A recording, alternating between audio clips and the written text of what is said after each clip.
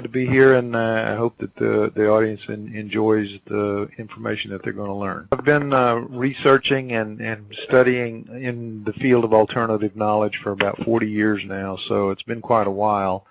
And over the years, I've specialized in the origins of everything, really, the origins of life, the origins of humans, what the true story is about how humans came to be on Earth, how life came to be on Earth.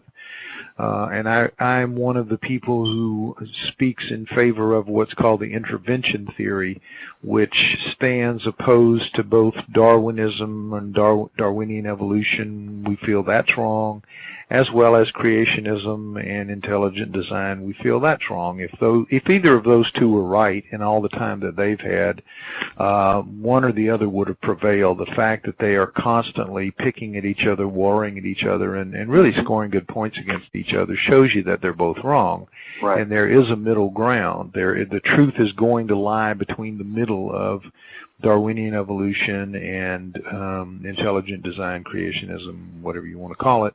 And we think it's intervention theory, and I'm convinced that it is. I think the evidence is overwhelmingly in favor of the idea that there has been intervention on Earth, but not from God with a capital G, but with gods with a small g, living, breathing beings of some kind or other who came to Earth, lived on Earth for quite some time, left all kinds of traces of their civilization here, their fingerprints, as it were, and also they created certain life forms here to make their life easy while they were here, and I think that includes human beings, but it's also all domesticated plants and animals are here because they were genetically engineered to be here, and we were genetically engineered to be a slave servant species for these people, and then when they left, they just left us sort of in charge. That's the way the intervention people see it. I completely agree with this theory myself. In fact, I've said it on the show here in the past that I do believe that there is a middle ground between creationism and evolution, and that middle ground that'll kind of merge the two together, has to be the correct one, because neither one has proven, like you said, that they're right over the other one. But the amazing thing is, your work correlates a lot to even stuff in the Bible that people want to look into the Bible. The Bible, remember, it's a work of historical records, in a sense, in story form. And a lot of that actually correlates to your knowledge and to what you're teaching. Also, it correlates a lot to the Anunnaki and the Sumerian texts. Now, do you believe the beings they created us were the Anunnaki? Do you believe that's exactly I think that that's the most likely prospect right now. Obviously, you can look at the different races and you can argue that other beings came at different times and perhaps created the different races. I don't really subscribe to that. I think that humans are fundamentally one core species, and that the different races came about as probably more likely due to isolated breeding populations and microevolutions within those. But you still can make the argument that, well, okay, the Anunnaki didn't do it alone, or even that they didn't even do it, that it was somebody before them, different than them. It doesn't really matter who did it. What matters is that the handiwork, the signs of the handiwork, are replete within our genome, so that we can see where the tampering was done in many places. And while science says, well, those things can happen in the real world, they can't really. And when they show the examples, they'll always be in domesticated plants and animals, because they're showing the same handiwork, same signs of the same handiwork that created us. So while it has happened in more than one species that you have obvious signs of genetic tampering, it always is not. It's not accidental. It's not natural, and it's not accidental. It is done on purpose to create a desired effect. And I think that history and time and study is going to show that and prove it.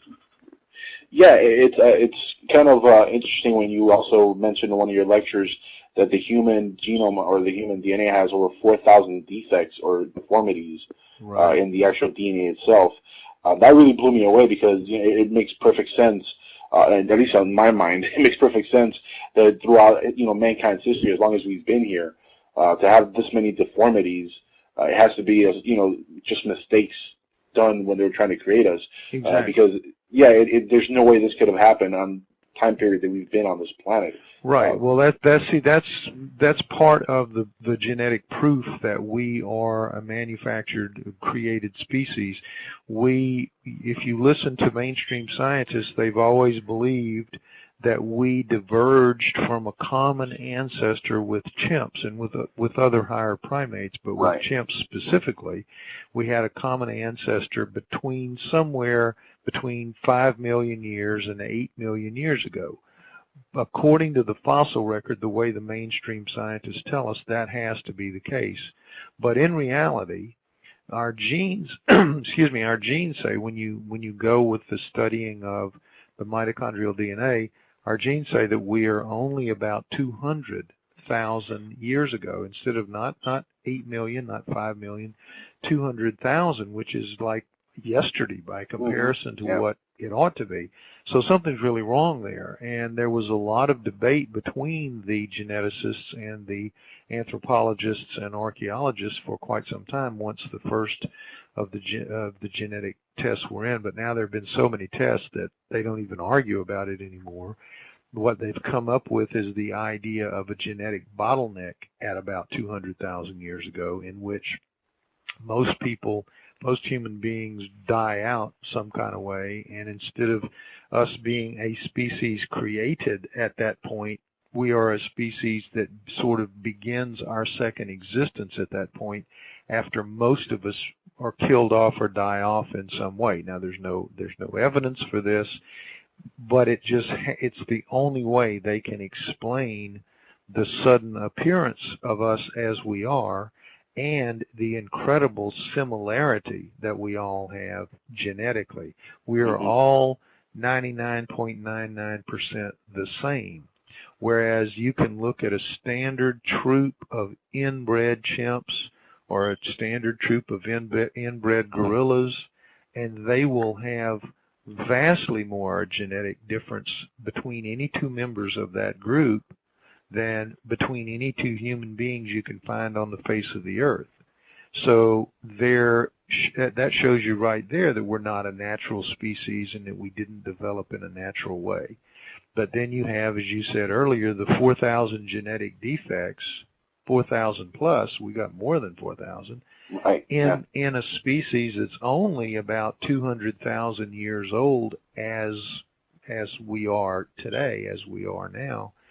That's impossible. I mean, it's beyond impossible, because those same chimps and gorillas that we're talking about, they only have like a few hundred genetic defects, and none of them kill them before they reach the age of being able to reproduce. In other words, to continue that flaw into the gene pool and keep it going, you have to be able to, if you have it, if you carry it, to reach the age of where you can pass it on.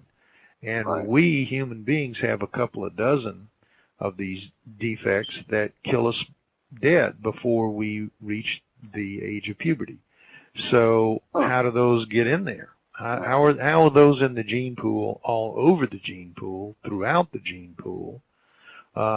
It means that they started at the beginning of us, and they started because we were genetically engineered, and all of those things came when we were being produced, and they came as a result of mistakes, and the people that were creating us didn't care that they were making mistakes. They were creating slaves and servants, and why would they bother to make those perfect? They were working to dumb us down, to not give us, we had their brains, but they didn't want us to be as smart as they were, so they dumbed us down, and they put some kind of a shield in our brain so that we get to use only a very small portion of what's in our heads. And we know this because of all the research that's been done with savants, people like Rain Man, all those savants, those 100+ savants that we've studied carefully, show that all the different skills that they have, whether it be with words or music or sculpture or art or whatever their skill is, they are reaching into a part of their brain, their human brain, and reaching into the part that's blocked off from normal people. And they get access to that because they have damage to their normal part. In other words, those are not normal people. And right. in the damage that creates a savant, they get a glimpse into the part of their brain that is blocked off from us. But it shows you what the kind of intellectual firepower that we could harness if we could drop the shield, drop the barrier, drop whatever it is that got put into our brains by those creating us, so we wouldn't be as smart as they are. We have their brains. We have the Anunnaki brain, or whoever created us. I believe it was the Anunnaki, but we have their brain. We have an extremely powerful brain in our heads, and we can only use a small portion of it because they were creating a slave and a servant. They didn't want somebody that could challenge them intellectually. They wanted somebody to be smart enough to take instructions, to go off and do what they were told to do, to come back and say, okay, boss, we finished that. What do you want us to do now? And, right. That's what we are. And it's funny, a lot of people say, well, how come these aliens or these beings are making these mistakes? Well, when we were trying to, clone Dolly the sheep, we made a ton of mistakes. Oh, absolutely. And mistakes happen. Doesn't mean just because they're, much more advanced. Well, look at what you're, look at the size of what you're dealing with. Yeah, exactly. I mean, it's so incredibly microscopic in size. And look at how tightly wadded up the genes are, coiled up inside the nucleus of the cells. So to get in there and cut with great precision using chemicals, that's how we do it with chemicals. We can assume they do it as well.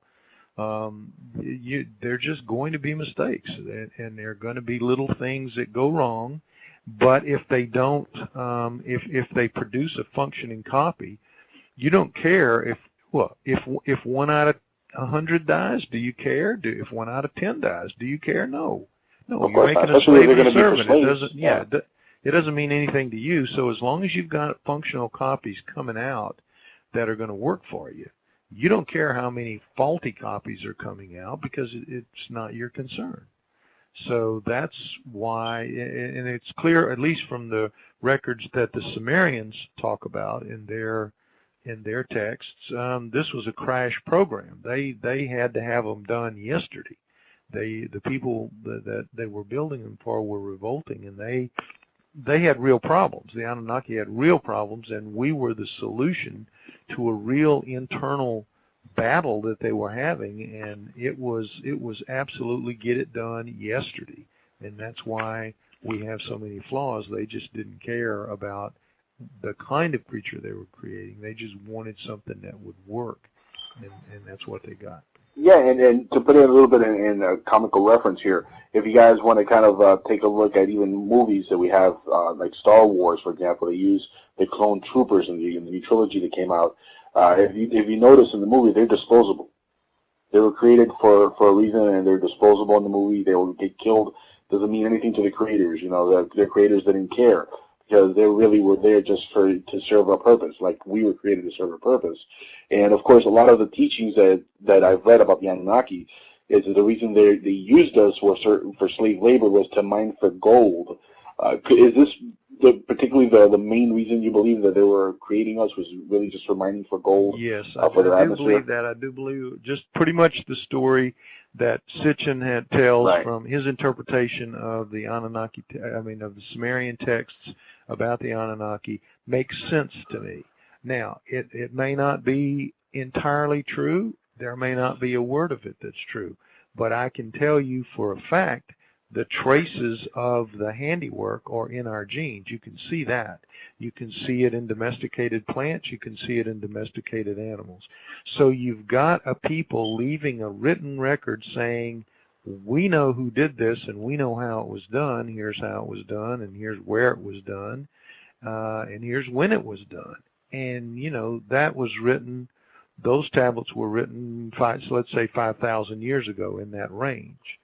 So here's these tablets saying we built these creatures, the Adamu, around 200,000 years ago, and we built them in South Africa to be slaves and servants and to mine gold.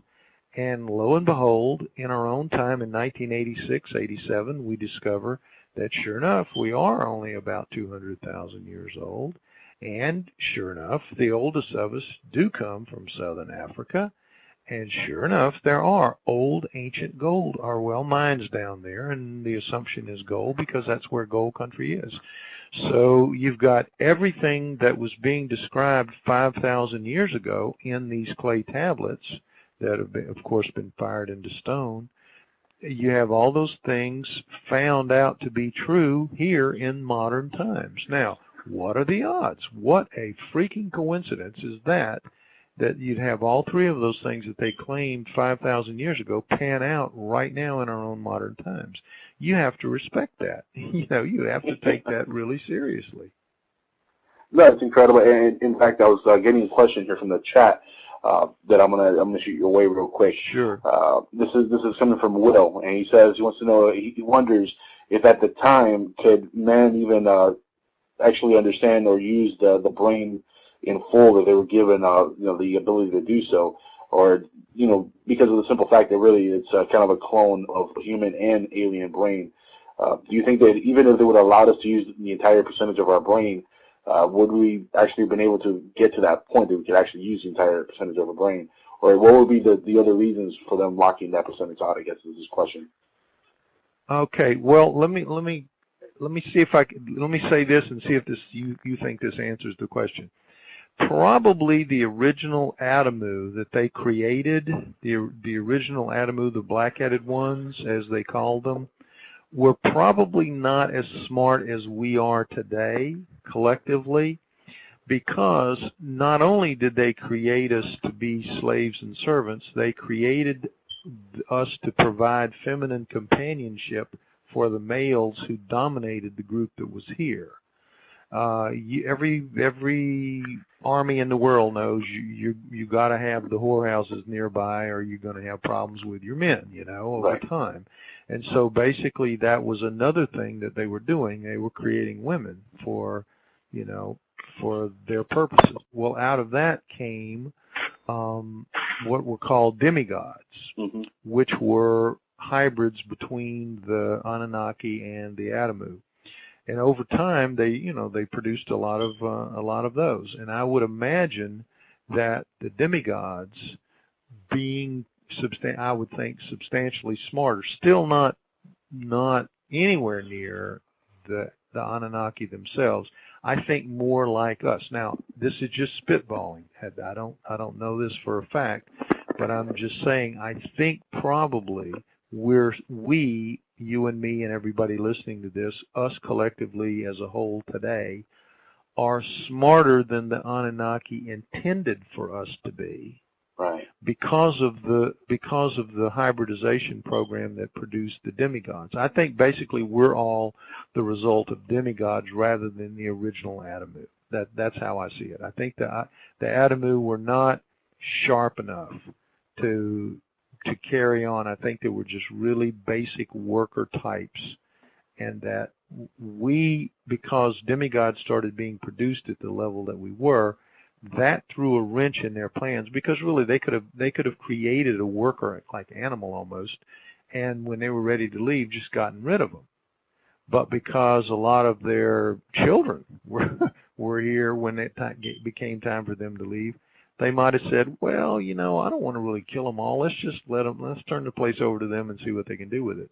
And let the apes run the asylum, in other words. Say again? Let the apes run the asylum. Yeah, let the wackos, let the crazies run the asylum, basically. Exactly, right, yeah. So, I mean, that's a possibility, and that's how I lean, but I don't have any real substantial proof for that right now. Now, do you think if mankind today were able to use, the entire part of their brain, would you equivalent that to like people that are enlightened or psychic? Do you think these people are using more of their brain? Yeah, I do think people like, geniuses. Let's talk about genius rather than, say, psychic abilities. A guy like Einstein, Michelangelo, Leonardo, people like that, those are all slightly abnormal people in real life. I mean, anybody that knew him, knows him, will say, you know, that's a strange dude. But he's a genius. So what I think is, rather than having the total savant effect, where you have real, true, serious damage to the normal part of a person's brain, but it gives you a full, clear insight into some other aspect of genius that creates a savant.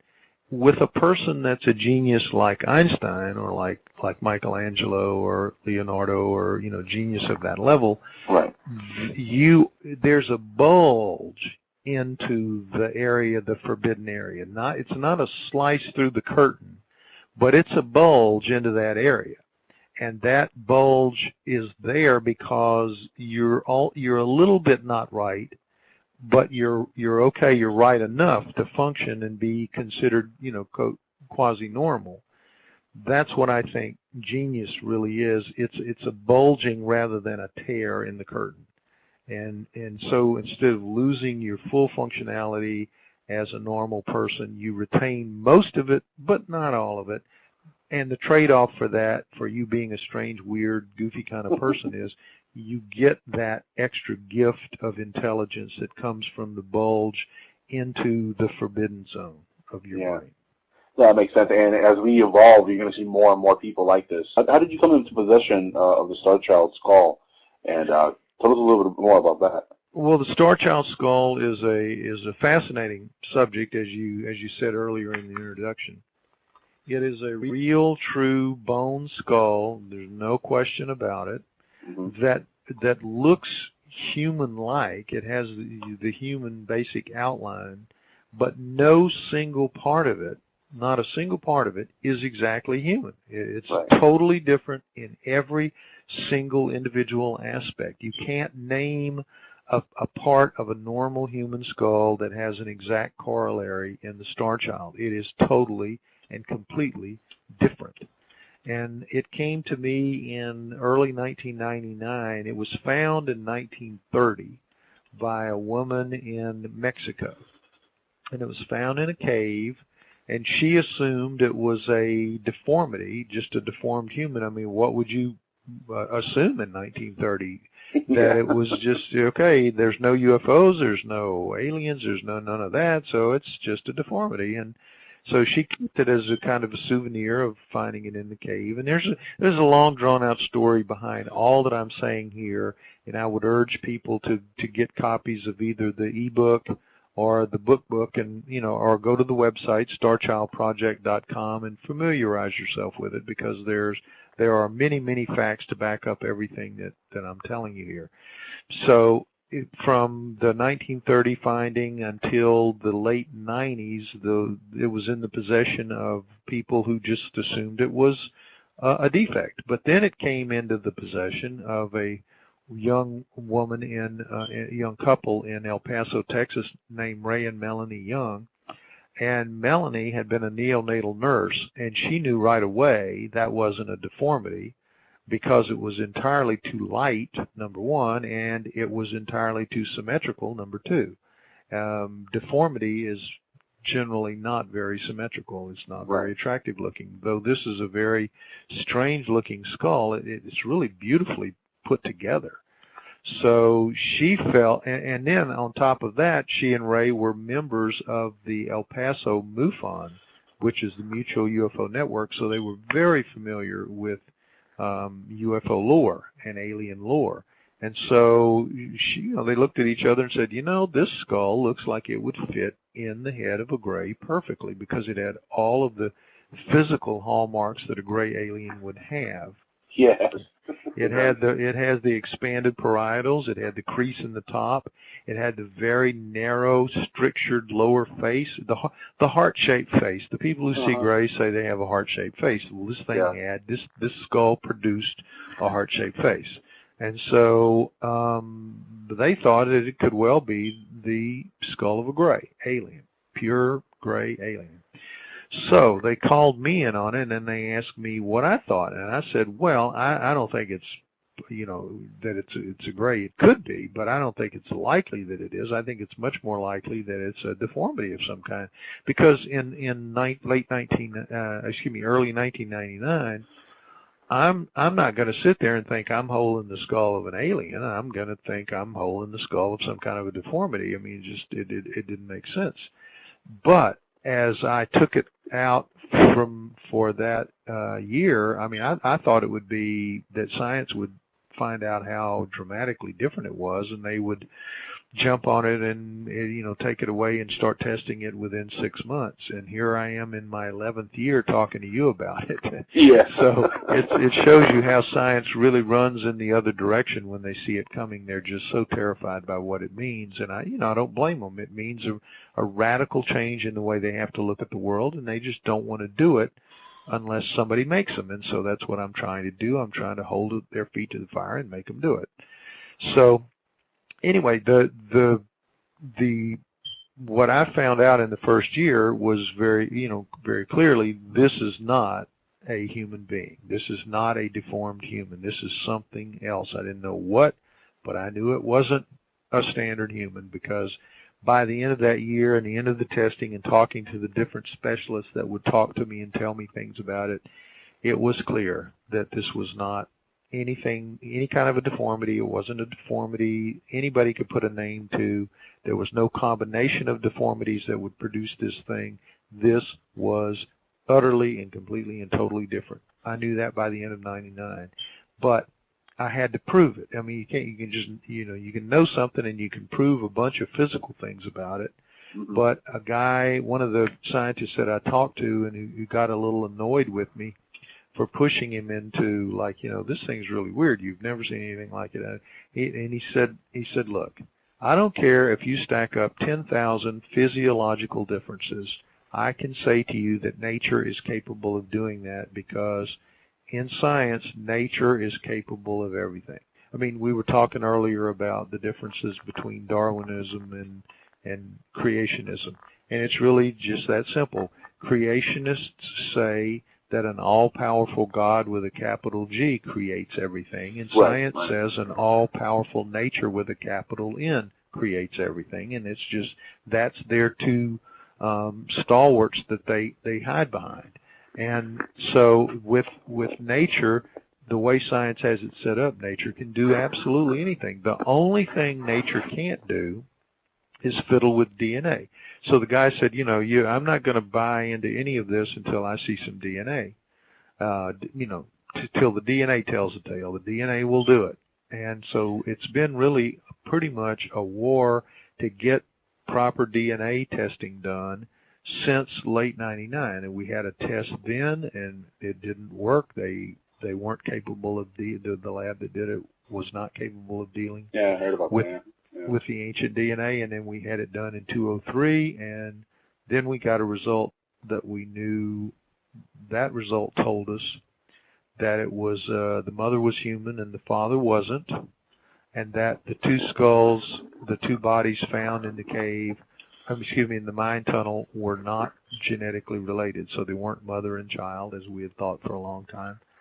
So now we're in a position of being able to prove, because there is a test now that allows us to do this, to prove beyond any shadow of scientific doubt. And this, you said earlier in your intro that this is one of the most important things in the world, and it really is. And this is why. Because there is now a DNA test available. It's being applied to the Neanderthal as we speak, but it allows for the recovery of the entire genome of an unknown creature. And that recovery is going to allow us to take the star child's DNA, its total DNA package, and recover it, and then compare it to a human being, and a chimp, and a gorilla, and a Neanderthal, for that matter. And we will be able to say with great precision, exactly how far away from human the star child was. And there's no doubt that it's not human, because you have at least 25 major physiological differences from a human, and several more sort of minor differences. All of those differences require different DNA, required different genetic instructions.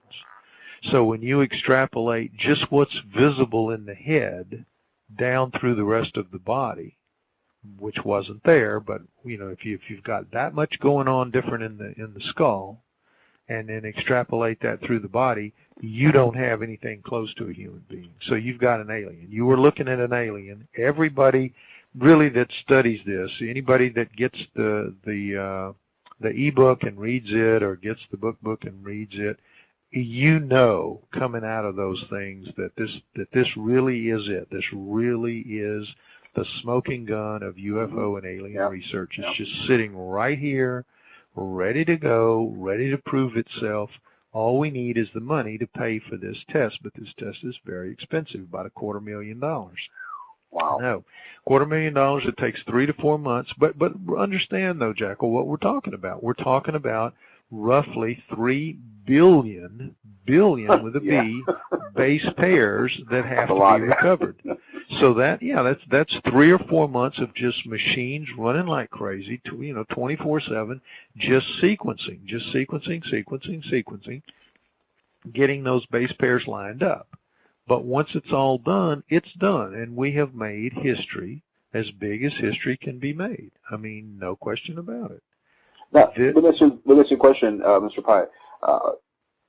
The Star Child, do you believe that this being was, I guess, connected to the Anunnaki directly, or do you think it was a gray alien that maybe like a worker alien left behind? Because I've heard the comparison to a machine, or that it could have been maybe part of a robot or something like that, which a lot of people who follow the Greys and the stories of the Greys tend to believe also that they might actually be some sort of a robot or some sort of a machine left behind by the Anunnaki. Do you think this is what this being might have been? No, I don't think that, because this is not a purebred anything. This is a hybrid with a human mother and an alien father.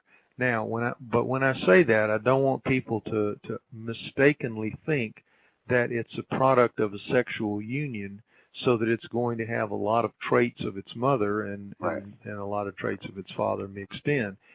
A normal hybrid, you get something in the range of 60-40 or 30-70, 70% one parent, 30% the other. Just as when you have a normal sexual union, you and your siblings are not quite the same. Sometimes one of you will take more after your mother, one of you take more after your father. It's just, that's all a matter of luck. The Star Child is a product of a laboratory of in vitro fertilization, in which the female egg is cored out of all of its DNA, and you maintain its cytoplasm and its cover, its cell wall. So that's where your mitochondrial DNA comes from. But the nuclear DNA that gets put into that egg has been completely designed by whatever species is making this new species, these hybrids, and it could be 90% dad and 10% mom. It could be 95% dad and 5% mom. And I think that's what the Star Child really is. It is a product engineered to be almost entirely the father. Very little evidence of the mother is physiologically there, but the mitochondrial DNA all comes from the mother. That's what mitochondrial DNA does. It comes from the female line. So while the mother contributed all of the Star Child's mitochondrial DNA, I doubt if she contributed 5%, 10% at the most, because she doesn't show up in its physical traits, if you see what I'm saying. Right, no, I got you. The reason I said that is because it does look a lot like what a typical gray would resemble, and of course I've heard the stories before that the Greys might actually have been biological machines in a sense, left here to spy on us. Right, but you look at the alien autopsy and it doesn't look that way. So it doesn't. I'm thinking they're more likely a living kind of entity and not really a robot. The reason people say that they're robots is they seem to be unfeeling in the human way, and I do think that's true. I don't think they have emotions of the kinds that we have. That's why they come off as robotic. And And I don't, there are other reasons probably that contribute to that. They're so different. They're so weird looking. People are terrified when they're dealing with them. All of that. But I don't think they're actually physical robots. I think they're probably living, breathing beings of some kind. Yeah, it's funny you say that, but to them, I'm sure we look pretty weird also. But listen, I have a caller on the line here, Osmond, who wants to get a question in real quick. Are you okay with taking the call real quick? No, go right ahead. Hello, Lloyd. This is Rick Osmond. How you doing? Hey, Rick. How you doing? Oh, this is not a setup. We didn't plan this. No. So Lloyd's been on my show and been on my mailing list for, years now, I guess. Yep. Wrote you something just today. Yep, and I got it, and I appreciate that. My question goes back to the earlier discussion, and I can only stay a couple minutes, but the question is, back there 200,000 or 160,000, depending on which version you believe. Right. The DNA differentiation scales that they're using today says that there were only about somewhere between 70 and 20,000 humans alive at that time. Right. 20 would be a mighty small slave force for a mine. 70,000, 20,000, whatever, would be reasonable. What have you found along those lines? I mean, obviously there was a lot more mining going on than in just South Africa. Well, I tell you, Rick, you may have seen the thing that was going around 2 or 3 weeks ago, and so many people have seen it. It's called Adam's Calendar, the new book. Right. Yeah, by the guy out of South Africa. And in that book, can you think of his name right now? No, it escapes me. Yeah, me too. I'm just drawing a blank for some reason, but I know his name as well as I know yours, but I'm not pulling up. Maybe I will as I talk. But anyway, it has to do with discoveries that they've made on the ground in southern Africa that show that they had a population as much as 1 million down there, as far back as 200,000 years ago. Now the problem there is obvious. Science can't accept that as even remotely possible, and yet they're finding what looks to be on the ground evidence of human hands building walls, and in many places these circular type compounds that nobody's quite sure of what they are. Many of them are probably animal pens and things like that. But nonetheless, there looks to be evidence of civilization spread over as much as 10,000 square miles of southern Africa with mines all over the place. So the idea of the 20,000 to the 70,000 is not really matching up with what seems to be on the ground down there. So somebody's, like, Lucy, you got some splaining to do. Somebody's got some splaining to do, and it's just who's going to come out of that with what is believed by the majority of people. Science sits in the catbird seat, and they hold all the power because they control the medium. But that doesn't make them right. Over time, the truth tends to come out over time. And I'm feeling pretty comfortable that we're on the side of truth right now, and that science is just going to end up with a really big black eye somewhere down the line. But, they live with a black eye. I mean, science is just one long series of corrected mistakes. Those guys are numbnuts, and it's unfortunate, but they get locked in to their training and their brainwashing, and they're not allowed to think creatively because they can't move the mark forward more than a fraction of an inch, or they disjoint all of their colleagues and their peers, and they won't allow it. The really big jumps in vision and in perception always come from outsiders, people who aren't really members of the fraternity. Darwin wasn't a member of the fraternity till he did what he did. Einstein wasn't a member of the fraternity until he did what he did. And it goes on and on. The big jumps come from outside the camp, because if you're in the camp, your brain has already been shut down in the process of getting you in to be a member of the camp. Yeah, that's why we call it doctrinal. Well, Lloyd, I have to go, but I sure appreciate you addressing that question. I hope to talk to you soon. Well, I hope the answer was what you were looking for, and yeah, I'm sure we'll be in touch, Rick. Okay. Thanks, Rick. Thank you, Rick, for calling, man. You're awesome. I'll talk to you all later. Good night. All right, brother. Jamie, I know you're still on the line here with us. Yeah. I had a question for Lloyd. Yeah, one thing that hit me when I had Lloyd on my show is when you talked about the cerebellum. Can you talk a little bit about that, about the importance of that to the listeners? Sure. The Storch Owl's skull, if you go on the website or get into the books or whatever, but the website's easier to way to go right now, and look at the skull and you see its profile, you see how steeply the rear of it slants downward. Very, very different than a human being. A human has a curve in the back. We all have a curve in the back of our heads as our skull connects in with our neck. And in that area right back there, if you reach around and you feel that knot, we all have a knot in the rear lower part of our head, the center of it. That's called the inion. It's a slang term. It's called actually the external occipital protuberance. It's a protuberance off of the occipital bone. There is a corollary to it on the inside. If you stick your finger inside a skull, you'll feel a knob on the inside, and that's the internal occipital protuberance. So that is there as part of a scaffolding arrangement inside your skull to brace your cerebellum in place. Now, your cerebellum, most people don't understand. It's about the size of a softball. It's about 10% of the brain. It's about 10% of the physical volume of your brain. Everything's sitting on top of it, the cortex, neocortex, all that. That's where you think. That's where you do your reasoning. That's you, pretty much.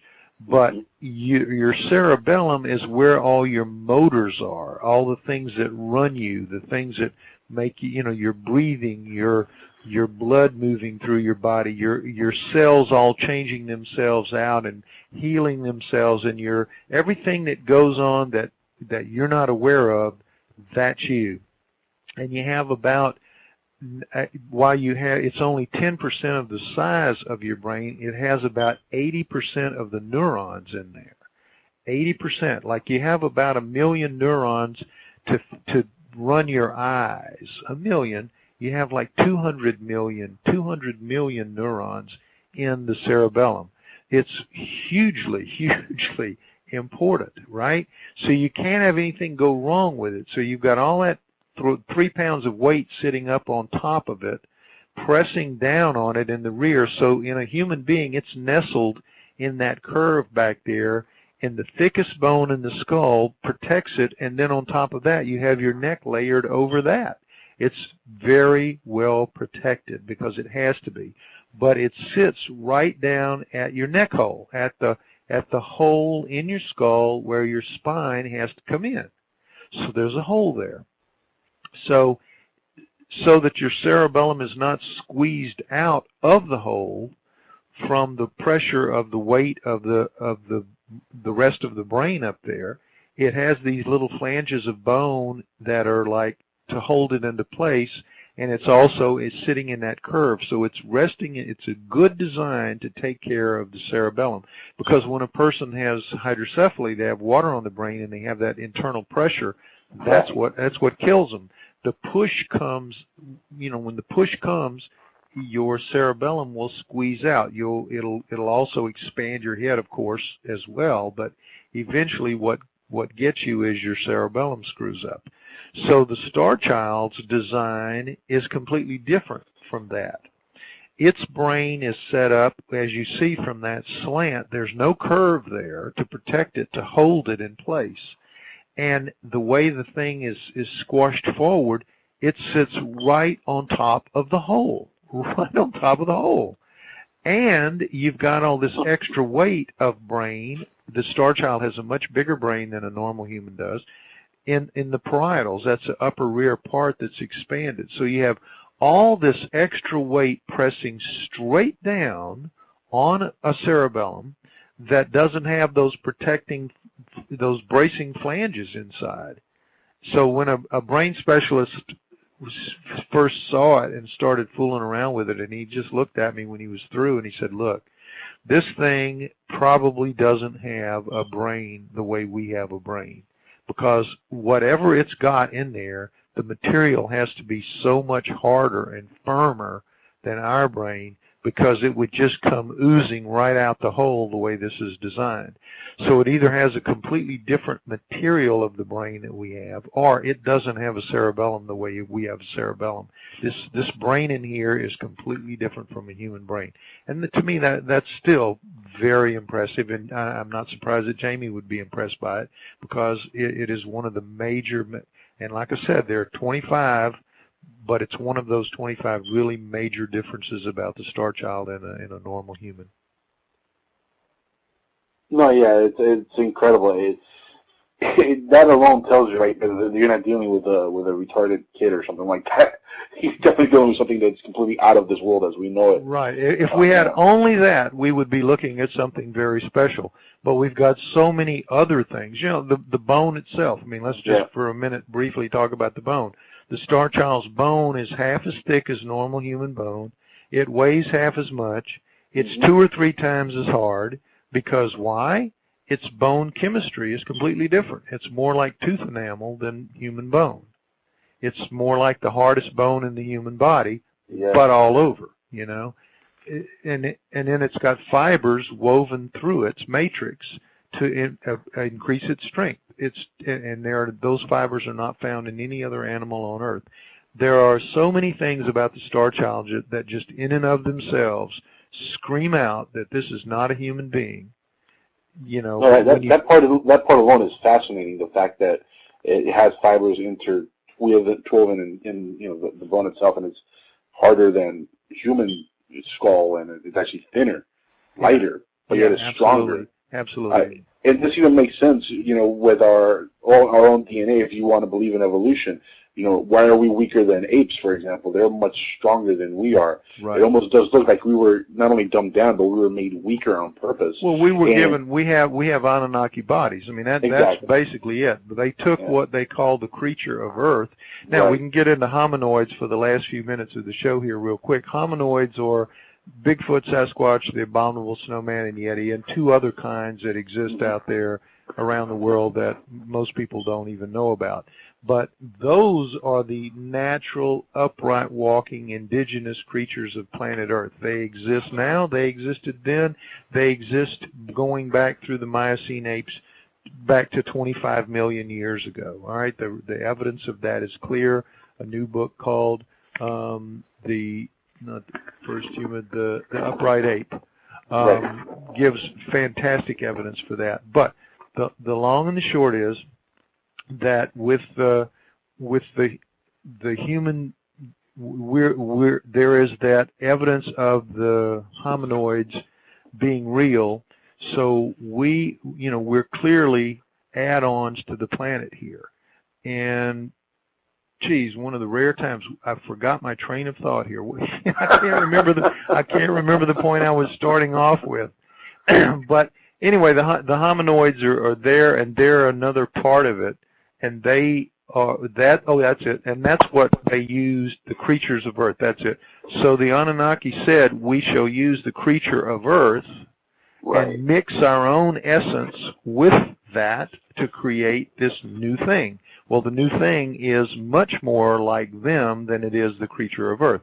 In the same way that the Star Child is very little like a human being, but it's still an alien-human hybrid, the Adamu are very little like the creature of Earth, but they are a hybrid creature with the creature of Earth and the Anunnaki. Here's a hypothetical for you. Do you think that maybe they did this on purpose to keep us trapped here on Earth, besides the fact they want to use it as labor, or slave labor, but do you think that maybe they wanted it to make us so that we can't be a space-faring race because, you know, we're physically not a race that is able to, you know, to go fast, past the speed of light or anything like that? We just physically can't do it. Our bodies can't do it. Yeah, I don't know that figures into it, Jackal, for this reason. We are right now so abysmally stupid when it comes to the realities of the world. That's why I call my book Everything You Know Is Wrong. We are like, we're abysmally ignorant. So this thing about the speed of light that everybody's hung up on, like, oh, you can't go any faster than that, so, oh, that, forget it. That isn't even a problem for people that are spacefarers. You can't even think about going around in the universe or even in the solar system, really, but particularly in the universe, until you've beaten the speed of light problem. So Right. whatever the answer to that answer is out there for us to get at some point if we stay alive that long. But part of what's wrong with science is, and part of what people like me do, is we're trying to force science to get on the right track. As long as they stay on the wrong tracks that they're on, about black holes and the Big Bang and dark matter and dark energy, that is the biggest bunch of malarkey you can imagine. Gravity is not the center of what makes it all happen. It's electricity. Electricity is so much stronger than gravity, but science will not give up gravity because they don't want to give up Newton. They don't want to give up Einstein. They don't want to go back to the drawing board. They don't want to get on the right track. Until they give up the wrong track of gravity, they can't begin to get on the right track of electricity. And once we begin to really master the subtleties of plasma, the plasma that's out there, and start learning how to travel through the Birkeland currents and things like that, then we can think about, wormholes, jumping dimensions, going in and out of realities, becoming invisible, all the things that UFOs are said to do. We can learn how to do that, but we will never learn it until we acknowledge that it's out there to learn. You see what I mean? How can you learn something you won't acknowledge is out there to learn? And that's where our science is right now. Right. Really, we're Stone Age level. For all as smart as we think we are Stone Age level compared to the truth that's out there. No, it's true. In fact, to quote probably one of the best scientists out right now, Michio Kaku, where he describes us as a type 0 civilization. We haven't made that leap yet, and we might actually blow ourselves up before we make that leap to type 1 civilization. That's right. We are really a basket case. We're poor copy or sample or whatever. I bet you when the Anunnaki look at us now, to the extent that they do, they just hang their heads and just they have to feel really sorry for us and for creating us as poorly as they did, and for leaving us in the shape that we're in emotionally and psychologically and all that, because we're just a mess. There are very few of us, I think, that have anything approaching the right attitude about how to get us into the future. And it's incumbent on those of us that have those ideas and that awareness to just work hard at it and try to overcome the great obstacles that are thrown into our paths by these people, because they have all the power right now. In the same way, look, it's no different than 150 years ago, in the middle 1800s, the religionists had all the power. Scientists were, at that time, the equivalent of the alternative people like me today. That's how scientists were then. Religion just controlled everything. Yep. But over time, science stuck with it, and they kept hammering away with fact after fact after fact, and eventually, as literacy, well, the printing press turned it around. You had the printing press, and then you had literacy, and then you had people could think for themselves, see for themselves, figure it out for themselves, and logic led them away from religion toward science. Well, in the end, the Internet's going to do the same thing for us in the alternative field. It's going to allow us to communicate, to move facts around in a way that we've never been able to do before. Science has always controlled the media before. This they can't control. So more and more things like what you're doing with your radio show and what I'm doing, going on them, talking to people, telling them the truth about things, the word's going to get out. And over time, we're going to do to science what science did to religion. Our positions will win out and take over. Like I said earlier, I appreciate you spending an hour here with us. You guys have a good night. I appreciate it. It's been a pleasant hour, and I hope to talk to you again sometime.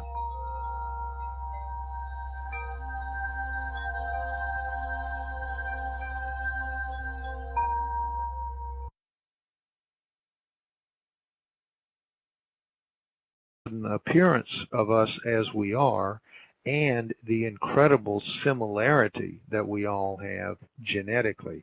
We are all 99.99% the same.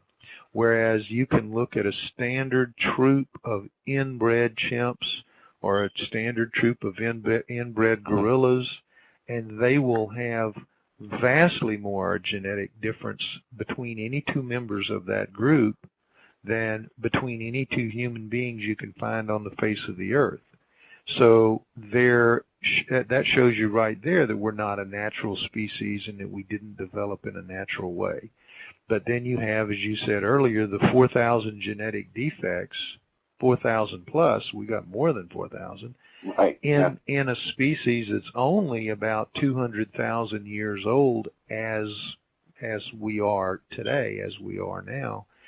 That's impossible. I mean, it's beyond impossible, because those same chimps and gorillas that we're talking about, they only have like a few hundred genetic defects, and none of them kill them before they reach the age of being able to reproduce. In other words, to continue that flaw into the gene pool and keep it going, you have to be able to, if you have it, if you carry it, to reach the age of where you can pass it on. And we human beings have a couple of dozen of these defects that kill us dead before we reach the age of puberty. So how do those get in there? How are those in the gene pool, all over the gene pool, throughout the gene pool? It means that they start time, left all kinds of traces of their civilization here, their fingerprints, as it were, and also they created certain life forms here to make their life easy while they were here, and I think that includes human beings, but it's also all domesticated plants and animals are here because they were genetically engineered to be here, and we were genetically engineered to be a slave servant species for these people, and then when they left, they just left us sort of in charge. That's the way the intervention people see it. I completely agree with this theory myself. In fact, I've said it on the show here in the past that I do believe that there is a middle ground between creationism and evolution, and that middle ground that'll kind of merge the two together, has to be the correct one, because neither one has proven, like you said, that they're right over the other one. But the amazing thing is, your work correlates a lot to even stuff in the Bible that people want to look into the Bible. The Bible, remember, it's a work of historical records, in a sense, in story form. And a lot of that actually correlates to your knowledge and to what you're teaching. Also, it correlates a lot to the Anunnaki and the Sumerian texts. Now, do you believe the beings they created us were the Anunnaki? Do you believe that's exactly I think that's the most likely prospect right now. Obviously, you can look at the different races and you can argue that other beings came at different times and perhaps created the different races. I don't really subscribe to that.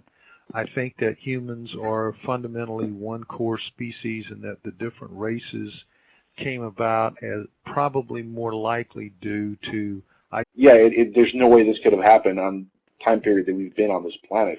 Right. Well, that's part of the genetic proof that we are a manufactured, created species.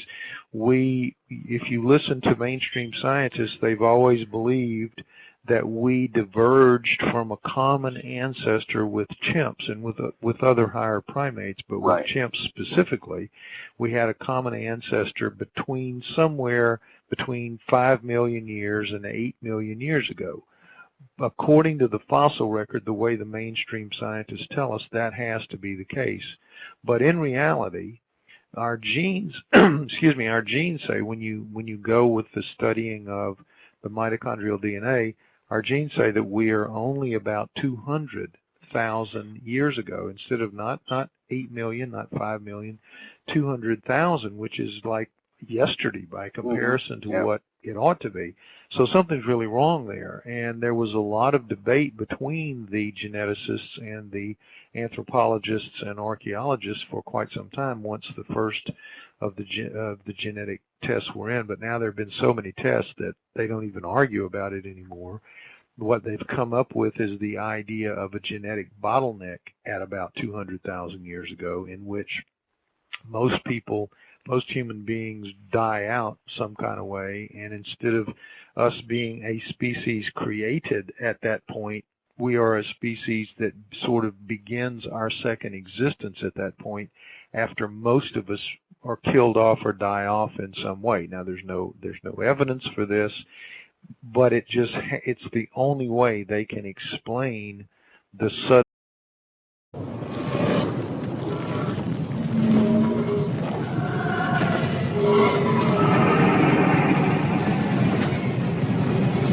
Well, I'm glad to be here, and I hope that the audience enjoys the information that they're going to learn. I've been researching and studying in the field of alternative knowledge for about 40 years now, so it's been quite a while. And over the years, I've specialized in the origins of everything, really, the origins of life, the origins of humans, what the true story is about how humans came to be on Earth, how life came to be on Earth. And I'm one of the people who speaks in favor of what's called the intervention theory, which stands opposed to both Darwinism and Darwinian evolution. We feel that's wrong, as well as creationism and intelligent design. We feel that's wrong. If either of those two were right in all the time that they've had, one or the other would have prevailed. The fact that they are constantly picking at each other, warring at each other, and really scoring good points against each other shows you that they're both wrong. Right. And there is a middle ground. The truth is going to lie between the middle of Darwinian evolution and intelligent design, creationism, whatever you want to call it. And we think it's intervention theory, and I'm convinced that it is. I think the evidence is overwhelmingly in favor of the idea that there has been intervention on Earth, but not from God with a capital G, but with gods with a small g, living, breathing beings of some kind or other who came to Earth, lived on Earth for quite some isolated breeding populations, right, and microevolutions within those. But you still can make the argument that, well, okay, the Anunnaki didn't do it alone, or even that they didn't even do it, that it was somebody before them, different than them. It doesn't really matter who did it. What matters is that the handiwork, the signs of the handiwork, are replete within our genome, so that we can see where the tampering was done in many places. And while science says, well, those things can happen in the real world, they can't really. And when they show the examples, they'll always be in domesticated plants and animals, because they're showing the same handiwork, same signs of the same handiwork that created us. So while it has happened in more than one species that you have obvious signs of genetic tampering, it always is not. It's not accidental. It's not natural, and it's not accidental. It is done on purpose to create a desired effect. And I think that history and time and study is going to show that and prove it. Yeah, it's kind of interesting when you also mentioned in one of your lectures that the human genome or the human DNA has over 4,000 defects or deformities in the actual DNA itself. That really blew me away, because it makes perfect sense, and at least in my mind, it makes perfect sense that throughout mankind's history, as long as we've been here, to have this many deformities, it has to be just mistakes done when they were trying to create us. Exactly. Because